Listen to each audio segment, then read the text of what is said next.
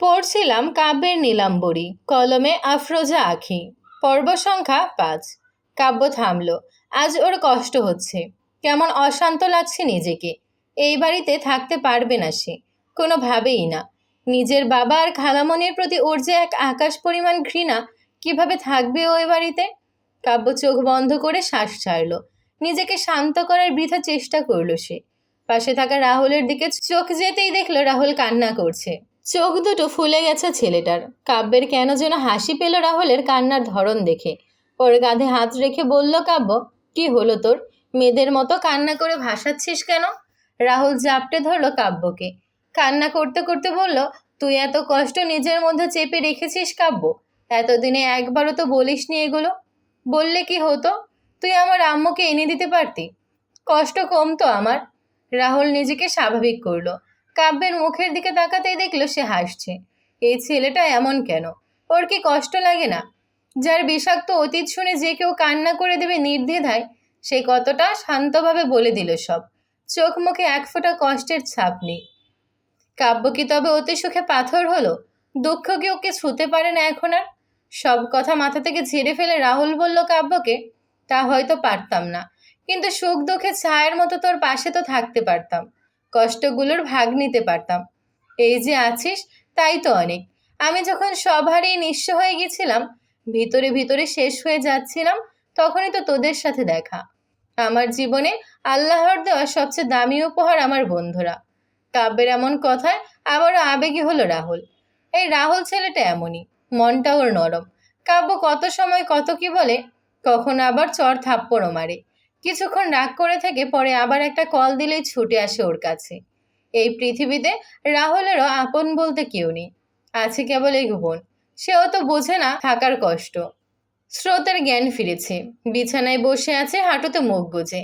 গালের এক পাশে লাল হয়ে আছে ওর। কারো আঙুলের দাগ বসে আছে ফর্সা সুন্দর গালটায়। রুমে দোয়েল, দীপ্ত আর কোয়েল ছাড়া আর কেউ নেই। কোয়েল তো একটা বাচ্চা মেয়ে। এই বাড়িতে কেবল স্রোতের সাথেই তার বন্ধুত্ব ভালো। স্রোতের এমন অবস্থা দেখে ভয় পেয়েছে কোয়েল। কাঁদো কাঁদো মুখ করে বলেছে ওকে, তুমি ঠিক আছো আপনি? কে মেরেছে তোমাকে? স্রোত বাচ্চা মেয়েটার দিকে তাকালো, মুখে হাসি টেনে ওর গাল স্পর্শ করে বলল, কেউ মারেনি কোয়েল সোনা, আপনি একদম ঠিক আছি। দীপ্ত গভীর মনোযোগ দিয়ে পর্যবেক্ষণ করলো স্রোতকে। কি যেন ভেবে বলল, তাহলে তোমার গাল এমন শুকনো মরিচের মতো লাল বর্ণ ধারণ করেছে কেন?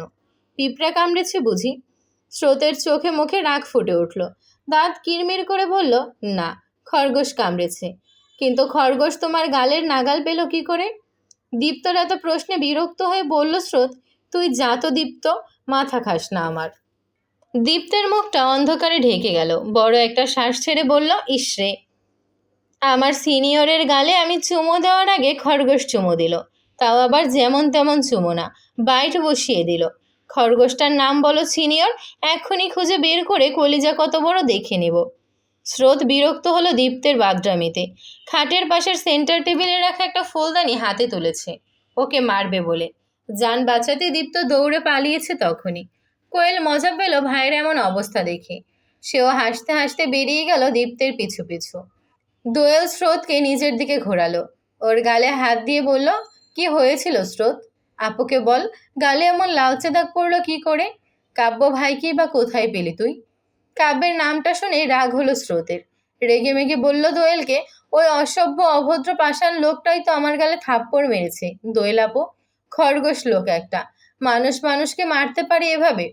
চোখের কোণে পানি জমেছে স্রোতের। দোয়েল বোকা বনে গেছে যেন। স্রোতের কোনো কথাই তো বুঝতে পারছে না সে। কাব্য অকারণে ওর গালে থাপ্পড় মারতে যাবে কেন? দোয়েল মাথায় হাত ঠেকিয়ে চোখ মুখ শক্ত করে বলল স্রোতকে, ক্লিয়ার করে বল, কি হয়েছে? পাত্রপক্ষ আসবে জেনে তুই কোথায় চলে গিয়েছিলি? এই বিয়েতে মত নেই তোর? ফটাফট উত্তর দিল স্রোত, না। কেন? ওই লোকটার হাবভাব আমার ভালো লাগে না। কিন্তু রেজন ভাইয়া তো ভালো ছিল, উনি তোকে অনেক পছন্দ করে স্রোত, তুই ভালো থাকবি ওনার সাথে। এত পছন্দ হলে তুমি বিয়েটা করে নাও দোয়েল আপু, আমি পড়বো, তাহিয়া আপুর মতো ডাক্তার হব। বিয়েতে দোয়েলের অ্যালার্জি আছে জানিস না? এইসব বিয়েতেই আমি এখন করব না। কি হয়েছিল বলবি তুই? কাব্য ভাইকে পেলি কোথায়?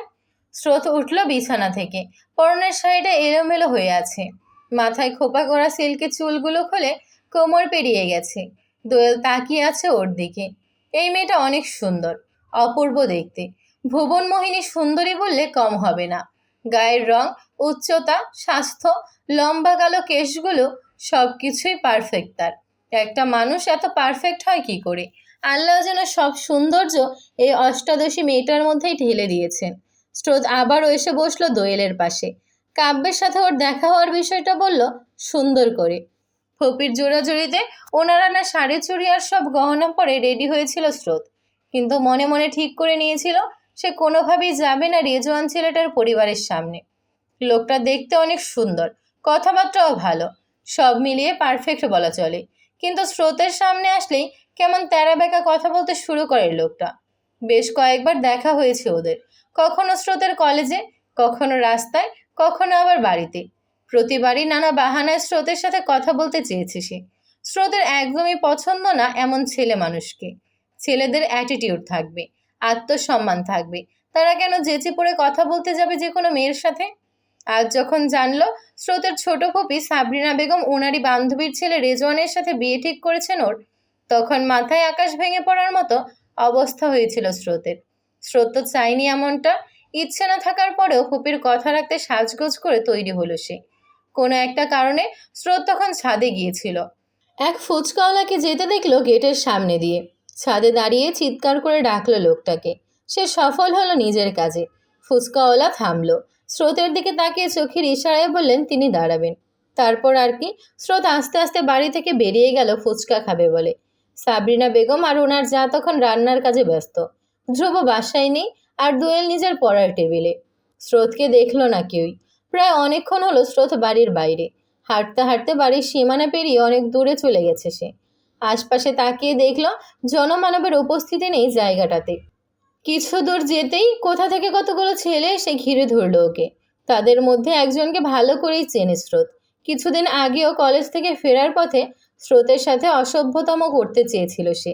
ধ্রুব এসব জেনে মারধর করেছে ছেলেটাকে। ছেলেটা স্রোতের কলেজের সিনিয়র, নাম রোহান। স্রোত পাশ কাটিয়ে চলে যেতে চাইলে রোহান ওর হাত ধরে নেয়।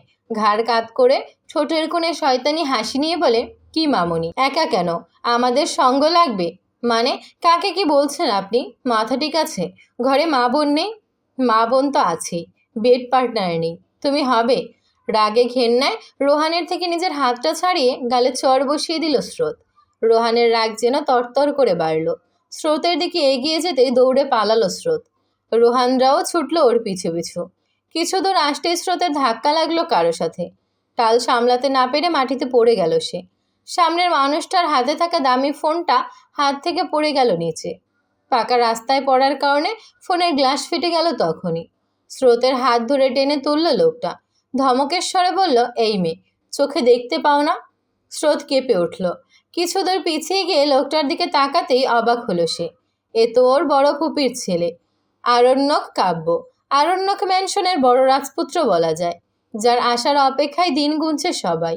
ফুপি আর ওনার হাজবেন্ডের মুখে সে কাব্য ভাইয়ের গল্প শুনে এসেছে এতদিন।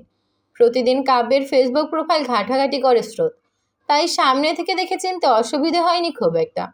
স্রোতের এমন চাহনি দেখে বিরক্ত হলো কাব্য। ফোনটা হাতে তুলে চলেই যাচ্ছিল সে। রোহান ততক্ষণে এসে দাঁড়িয়েছে স্রোতের পেছনে। উপায় না পেয়ে কাব্যের সামনে গিয়ে পথ আটকালো স্রোত। ওকে দু হাতে শক্ত করে জড়িয়ে ধরে বলল, আমাকে হেল্প করুন প্লিজ। কাব্যের চোখ দুটো লাল হয়ে এলো সহসাই। অতিরিক্ত রাগে সুন্দর মুখটা তামাটে বর্ণ ধারণ করেছে ওর। চেনা নেই জানা নেই একটা অপরিচিত মেয়ে ওকে এভাবে জড়িয়ে ধরলো হুট করে। বিষয়টা ভালো লাগলো না কাব্যের। মেয়েদের গায়ে পড়া ভাব একদমই পছন্দ না ওর। কাব্য স্রোতকে সরালো নিচের থেকে। গায়ের সবটুকু শক্তি দিয়ে চড় বসালো স্রোতের গালে। সাথে সাথেই কিছু দূরে ছিটকে পড়ল স্রোত। মাথাটা ভন ভন করে ঘুরতে শুরু করলো ওর। চারিদিকটা অন্ধকার ঠেকলো। সেন্স হারালো তখনই। কাব্য তো তাকালো না পর্যন্ত মেয়েটার মুখের দিকে, কিন্তু রাহুল, সে তো হাঁ করে দাঁড়িয়ে আছে কিছু দূরে। এই ছেলে এত নিষ্ঠুর কেন? এত সুন্দর মেয়েটাকে এভাবে মারতে পারলো? ইস, মায়া হচ্ছে রাহুলের। স্রোতের কাছে গিয়ে কাব্যকে বলল সে, কি করলি ভাই? মেয়েটা তোকে হেল্প চাইলো, এই বুঝি হেল্প করার নমুনা? চুপ কর। কোনো অপরিচিত ছেলেকে জড়িয়ে ধরে হেল্প চাই কেউ? মেয়েটা হয়তো কোনো অভদ্র অসভ্য ফ্যামিলির, নয়তো ওর চরিত্রের ঠিক নেই। কাব্য চলে যাবে বলে পা বাড়াতেই সামনে দাঁড়িয়ে থাকা ৩-৪টা ছেলেপেলেকে দেখলো। সব কয়টার বেশভূষা দেখে জেল থেকে পালাতক আসামি ছাড়া কিছুই মনে হচ্ছিল না ওর। কাব্য বুঝে নিল মেয়েটা বিপদে পড়েই হেল্প চেয়েছে হয়তো। মাটিতে পড়ে থাকা স্রোতের দিকে তাকালো সে। রোহান তত সময়ে এগিয়ে গেল স্রোতকে নিয়ে যাবে বলে। ওর চোখ ভর্তি লালসা আর ঠোঁটের কোণে জঘন্য হাসি। রোহান স্রোতের হাতে স্পর্শ করবে তখনই ওর শার্টের কলার ধরে টেনে তুলল কাব্য। নিজের রক্তলাল চোখ দুটো নিয়ে ওর দিকে তাকাতেই গলা শুকিয়ে এলো রোহানের। কাব্য গম্ভীর কণ্ঠে বলল ওকে, মেয়েটাকে বিরক্ত করছিলি? না, না তো, মেয়েটা আমার গার্লফ্রেন্ড হয়। রাহুলের বিশ্বাস হলো না কথাটা। কাব্যকে উদ্দেশ্য করে বলল, এই শালা মিথ্যা বলছে কাব্য। এর মতো মদনের এত সুন্দর গার্লফ্রেন্ড হলে আমি রাহুল কী দোষ করলাম? কাব্য এখনও নিজের রক্তলাল চোখ নিয়ে তাকিয়ে আছে রোহানের দিকে। রোহানের ভয় হলো, নিজেকে ছাড়াতে চাইলো কাব্যের থেকে। রেগে বলল, হ্যাঁ করেছি।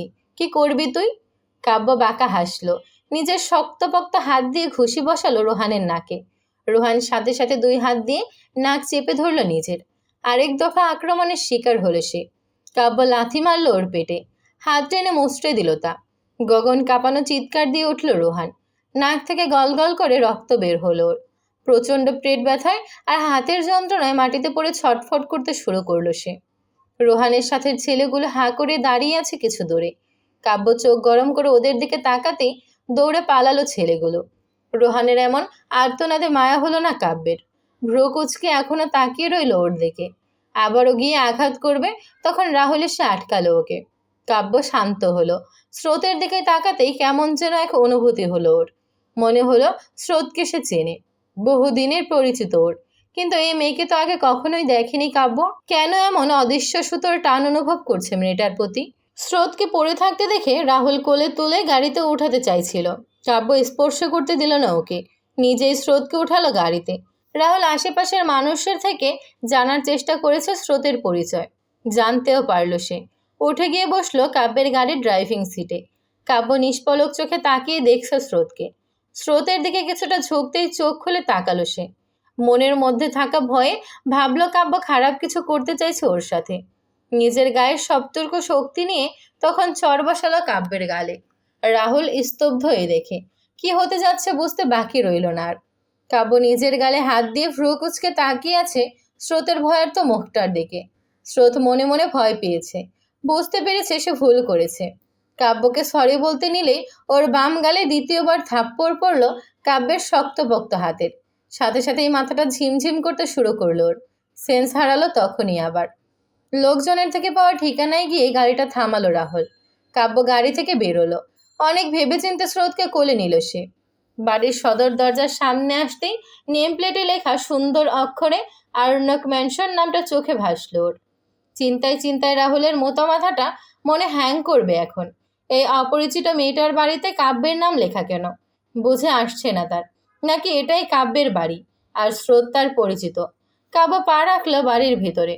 তখন ওর দিকে চোখ পড়ল সবার। তারপরের ঘটনা তো সবারই জানা। স্রোতের কথা শুনে হাঁ করে ওর দিকে তাকিয়ে আছে দোয়েল। এতক্ষণ সে স্বপ্ন দেখলো না বাস্তবে কাহিনী শুনলো, কিছুই বুঝতে পারছে না। তালগোল পাকিয়ে যাচ্ছে সব। তবে কাব্যের হাতের চোরের পাওয়ার এতটাই। টানা 3 ঘন্টা অচেতন হয়ে পড়ে রইল স্রোত। এ ভেবেই মনে মনে হাসল দোয়েল। এই তাহলে কাহিনী, দোয়েলের কথার উত্তরে বলল স্রোত। তবে দোয়েল আপু, স্রোতও তোমার ওই খরগোশ ভাইকে দেখে নেবে। চোখ যেন ঝলসে না যায়। ভাইয়া তো আবার বেশি সুন্দর। হো, আমি দেখতে কম সুন্দর? ওহো, তুই তো সুন্দরী। ভাইয়ার পাশে মানাবে ভালো। স্রোত মুখ ভেঙচি কেটে বলল দোয়েলকে, আমি কখনোই ওই লোকটার পাশে গিয়ে দাঁড়াবো না। মানানোর তো প্রশ্নই আসে না। দোয়েল হাসলো। উঠে চলে যেতে যেতে বলল স্রোতকে, তোর কপালে দুঃখ আছে রে স্রোত। বুঝে শুনে ভাইয়ার সামনে যাবি। ভাইয়া কিন্তু অনেক রাগী। দ্বিতীয়বার ভাইয়ার রাগের কারণ হলে পড়লে তুই কিন্তু শেষ। ঠাট্টার স্বরে কথাগুলো বলে চলে গেল দোয়েল। স্রোত তেমন পাত্তা দিল না দোয়েলের কথায়। মনটা প্রচণ্ড খারাপ ওর। কাল একটা পার্সেল এসেছিল স্রোতের নামে। ভিতরে কি আছে খুলে দেখেনি এখনো। মন ভালো করার জন্য ভাবলো পার্সেলটা খুলে দেখবে। বিছানা থেকে উঠল স্রোত। খাটের নিচে রাখা বক্সটা টেনে বের করলো। আনবক্সিং করতেই ঠোঁটের কোণে হাসি ফুটে উঠল ওর। স্রোতের পছন্দের উপন্যাসের কতগুলো বই রাখা, সাথে কিছু গিফট। বই হলো স্রোতের সময় কাটানোর সঙ্গী, মন ভালো করার মাধ্যম। ওকে কিছুদিন পর পর এমন গিফট পাঠায় একজনই, সে হলো ধ্রুব ভাই। আজকের পার্সেলও হয়তো ধ্রুব ভাই পাঠিয়েছে, এই ভেবে মনে মনে খুশি হলো স্রোত। বইগুলো সব সাজিয়ে রাখলো বইয়ের সেলফে। স্রোতের দরজার সামনে দাঁড়িয়েছিল ধ্রুব। ওর হাসি মুখটা দেখে নিজেও হাসলো। স্রোত দেখার আগেই চলে গেল সেখান থেকে। আজ বাড়িতে লোকজনের আনাগোনা, সবাই এসেছেন কাব্যকে দেখতেই। কিন্তু কাব্য তো বসে আছে নিজের রুমে। বাইরে এসে কারোর সঙ্গে কথা বলা তো দূরের কথা, কেউ যেচে কথা বলতে গেলেও বিরক্ত হয় সে। আজ সাবরিনা বেগম আর ওনার যা কত রকমের রান্না করেছেন। ডাইনিং টেবিলে একে একে এনে রেখেছেন সব খাবার। দোয়েল, ধ্রুব, দীপ্ত সবাইকে বললেন কাব্য আর ওর বন্ধুকে ডেকে আনতে, কিন্তু তারা কেউই যাবে না। ধ্রুব আর দোয়েল তো ভাইকে ভয় পায়। ছোটবেলায় কাব্যকে দেখলেই ছুটে যেত ওরা দুজন, কথা বলতে চাইতো কাব্যের সঙ্গে, কিন্তু প্রতিবারই ওদের এড়িয়ে চলতো কাব্য। চোখ মুখে ওদের প্রতি রাগ ছাড়া মায়া দেখেনি কখনো। কাব্যের প্রতি সেই ভয়টা আজও মনে থেকে গেছে ওদের। মাকে পরিষ্কার না করে দিয়েছে, ওরা যাবে না। এই বাড়িতে সবচেয়ে সাহসী সদস্য হলো দীপ্ত আর স্রোত। কাউকে না পেয়ে সাবরিনা বেগম তাকালেন ওদের দিকে। দুজনেই বুঝে নিল ওনার চাহনির মানে কাব্যের প্রতি রাগ থাকলেও ফুপির কথায় স্রোত গেল ওকে ডাকতে। আস্তে আস্তে পা ফেলে কাব্যের রুম পর্যন্ত এসেছে স্রোত আর দীপ্ত। স্রোত কাব্যের রুমের দরজা পেরিয়ে ভিতরে পা রাখবে, তখনই কানে এলো দীপ্তের কথা। সিনিয়র, তুমি যাও, আমি বরং এখানেই থাকি। কাব্য ভাইয়া তোমাকে কিছু বললে আমি দেখে নেব। স্রোতের হাসি পেল দীপ্তের কথায়। মনে মনে ভয় পাচ্ছে, সেটা বলবে না কোনোভাবেই। স্রোত দেরি করলো না, আস্তে আস্তে কাব্যের রুমে ঢুকলো সে। আশেপাশে তাকিয়ে ভালো করে দেখলো পুরো রুমটা, কোথাও নেই কাব্য। ওয়াশরুমের দরজাটা আটকানো। স্রোত বুঝে নিল কাব্য গোসল করছে, কিন্তু কাব্যকে না নিয়ে সে যাবে কি করে, এই ভেবেই বসে রইল স্রোত। রুমটা কেমন এলোমেলো হয়ে আছে। কাব্যের প্যান্ট শার্ট বিছানায়, সোফায় মেঝেতে ছড়িয়ে ছিটিয়ে পড়ে আছে।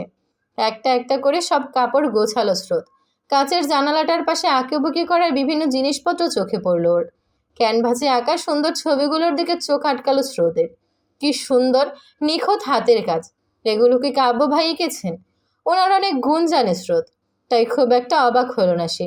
সোফায় ফেলে রাখা গিটারে হাত দিতে নিচ্ছিল স্রোত, তখনই কেউ একজন চিৎকার দিয়ে বলে উঠল, এই মেয়ে, ছুবে না ওটা। হঠাৎ ধমকে কেঁপে উঠল স্রোত। মুখ ভেঙচি কেটে বিড়বিড় করে বলছে, বাবা গো বাবা, লোকটার ভাব দেখো, মনে হচ্ছে ওনার বউয়ের গায়ে কোনো পরপুরুষ হাত দিয়েছে। কাব্য এগিয়ে এলো স্রোতের কাছে, গম্ভীর কণ্ঠে বলল ওকে, আমার রুমে ঢোকার পারমিশন কে দিয়েছে তোমাকে? কথার উত্তর দেবে বলে স্রোত ঘুরে তাকালো। মুখটা অটোমেটিক্যালি হা হয়ে গেল স্রোতের। চোখ দুটো বড় বড় করে শুকনো ঢোক গিলল সে। তাকিয়ে রইল কাব্যের দিকে। সদ্য গোছল সেরে আসায় পরনে কাব্যের একটা তোয়ালে ব্যতীত কিছুই নেই। ওর লোমযুক্ত উদম চওড়া বক্ষদেশ স্পষ্ট দেখা যাচ্ছে। ভেজা চুলগুলো থেকে পানি গড়িয়ে পড়ছে। কাব্যের মুখটার দিকে তাকাতেই কি যেন হলো স্রোতের। ফর্সা সুন্দর মুখশ্রী আর খোঁচা খোঁচা দাড়িতে অপূর্ব লাগছে কাব্যকে, ঠিক যেন স্রোতের কল্পনার রাজপুত্র, ওর পছন্দের উপন্যাসে পড়া সুদর্শন নায়ক। স্রোতের হাসি মাখা মুখটা অন্ধকারে ঢেকে গেল কাব্যের চোখে চোখ পড়তেই। লোকটা লাল লাল চোখ নিয়ে তাকিয়ে আছে ওর দিকে, চেহারায় রাগের আভাস। স্রোত ভয় পেল। চোখের সামনে ভেসে উঠল তখনকার ঘটনা। মনে হলো কাব্য ভাই হাত উঁচিয়ে থাপ্পড় মারল ওকে। ভয় আর আতঙ্কে দুই গালে হাত চেপে ধরল স্রোত। আমতা আমতা করে বলল কাব্যকে, ইয়ে মানে, আপনাকে সবাই নিচে ডাকছে। কথাটা বলে 1 মিনিটও দাঁড়ালো না স্রোত।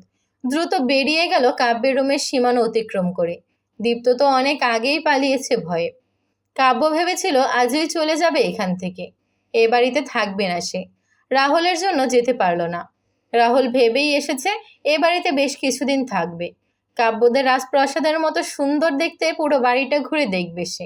এ অল্প সময়ই মাহাতাবের সঙ্গে আর বাড়ির ছোট সদস্যদের সঙ্গে ভালোই বন্ধুত্ব হয়ে গেছে রাহুলের। ঝগড়া ঝামেলা যা হওয়ার সব হয়েছে দোয়েলের সঙ্গে। এই বাড়িতে এসে রাহুল বুঝলো বাড়ির সবাই ভালো হলেও দোয়েল অনেকটা কাব্যের মতো রকচটা। প্রয়োজন ছাড়া তো কথাই বলে না, আবার কেউ কথা বলতে গেলেও সে রেগে যায়। তবে মেয়েটার সঙ্গে ঝগড়া হলেও ওকে অনেক পছন্দ হয়ে গেছে রাহুলের। মনে মনে দোয়েলকে বিয়ে করে অর্ধেক সংসারও করে ফেলেছে সে। কাব্য খেতে আসতে চাইছিল না, রাহুল ওকে জোরাজুরি করে নিয়ে এসেছে। বেচারার পেটে খিদে লেগেছে অনেক। রেস্টুরেন্টে গিয়ে সময় নষ্ট করতে চায়নি আর। কাব্য ড্রয়িং রুমে আসতেই সকলের চেঁচামেচি হই হুল্লোড় কমে গেল। মাহতাব সাহেব আর এলেন না, পাঠালেন নিজের ভাইকে। কাব্য ওর চাচ্চুকে অনেক পছন্দ করে, দুজনের মধ্যে সম্পর্ক অনেক ভালো। খাবারের সময় ছেলের মুখোমুখি বসে বিরক্তির কারণ হতে চাইলেন না মাহতাব সাহেব, তাই ওনার ছোট ভাই মাহফুজকে বললেন কাব্যের সঙ্গে গিয়ে কথা বলতে, একসাথে বসে খেতে। কাব্য ওর চাচ্চুর সঙ্গে কথা বলল, খাবার টেবিলে গিয়ে বসলো তিনজনে। সাবরিনা বেগম আর ওনার জায়ের হাতে হাতে সাহায্য করছে স্রোত। একে একে খাবার প্লেট থেকে শুরু করে সব কিছু এনে রেখেছে টেবিলে। কাব্য এবার চোখ বোলালো টেবিলে রাখা খাবারের দিকে, সবই ওর পছন্দের খাবার। এক্সামে ফার্স্ট হয়ে যখনই কাব্য বাড়ি ফিরতো, দেখতো ওর আম্মু নানা রকম খাবার সাজিয়ে বসে আছেন ওর জন্য। এ বাড়িতে কাব্যের আম্মুর অস্তিত্ব নেই, খাবারগুলোর মধ্যে নেই ওর মায়ের হাতের ছোঁয়া। প্লেটের দিকে তাকিয়ে কথাগুলো ভাবছিল কাব্য। শত চেষ্টা করলেও এই খাবার গলা দিয়ে নামবে না ওর। স্রোত তখন তরকারি বাটি নিয়ে আসছিল। ছোট্ট কোয়েল দৌড়ে যাচ্ছিল কিচেনের দিকে, ধাক্কা লাগলো স্রোতের সঙ্গে। অসাবধানতায় হাতের তরকারির বাটিটা পড়ে গেল টেবিলে। কাব্য আর স্রোতের দূরত্ব খুব বেশি ছিল না। স্রোতের হাত থেকে তরকারির বাটি পড়তেই কাব্যের গায়ে থাকা সাদা শার্টের দাগ লাগলো সঙ্গে সঙ্গে। বিরক্ত হলো কাব্য, দাঁত কিরমির করে চোখ মুচ কুচকে তাকালো স্রোতের দিকে। পুরো রুম জুড়ে নেমে এলো নিস্তব্ধতা, কথা নেই কারোর মুখে। কি হতে যাচ্ছে হয়তো আন্দাজ করে নিয়েছেন সকলেই। রাহুল একবার স্রোত আরেকবার কাব্যের দিকে তাকিয়ে আবার ভাতের লোকমা মুখে তুলল। রাহুলের ষষ্ঠ ইন্দ্রিয় বলছে এখন একটা মস্ত ঝড় ঝামেলা বাঁধবে এই ঘটনাকে কেন্দ্র করে। ঝামেলা বাঁধলে বাঁধুক, ওকে আগে খেয়ে পেট ভরাতে হবে, এই ভেবে স্রোত আর কাব্যের দিক থেকে চোখ সরিয়ে নিজের খাওয়ায় মনোযোগ দিল রাহুল। স্রোত আস্তে আস্তে বলল কাব্যকে, আমি ইচ্ছে করে করিনি, এটা ক্ষমা করে দিন। কাব্য চোখ মুখ শক্ত করে চিৎকার দিয়ে বলল, স্টপিড, এখনই আমার সামনে থেকে যা। স্রোত পিছিয়ে গেল কয়েক পা, কেমন অপমানিত বোধ হচ্ছে ওর। খারাপ লাগছে কাব্যের আচরণে, এভাবে কখনোই কেউ বকাঝকা করেনি তাকে। খারাপ তো লাগবেই, কাব্য তো এমনিতেই রেগে আছে। ওর রাগে ঘি ঢালার মতো কাজ করলেন সাবরিনা বেগম। উনি এসে দাঁড়ালেন স্রোতের পাশে। কাব্য ওনার পা থেকে মাথা পর্যন্ত পর্যবেক্ষণ করে বুঝলো সাবরিনা বেগমের পরনের শাড়িটা কাব্যের আম্মুর। মাথার রাগ চড়ে গেল মুহূর্তেই। প্রচণ্ড রাগে নিজেকে পাগল পাগল লাগলো ওর। মন চাইল রুমে থাকা সব জিনিসপত্র ভেঙে চুরে শেষ করে দিতে। মনের কথা না শুনে মাথা ঠান্ডা হবে না কাব্যের, কিন্তু প্রথম দিনই ঝামেলা পাকাতে চাইছে না সে। কাব্য উঠে দাঁড়ালো চলে যাবে বলে, তখনই সাবরিনা বেগম বললেন, চলে যাচ্ছ কেন বাবা?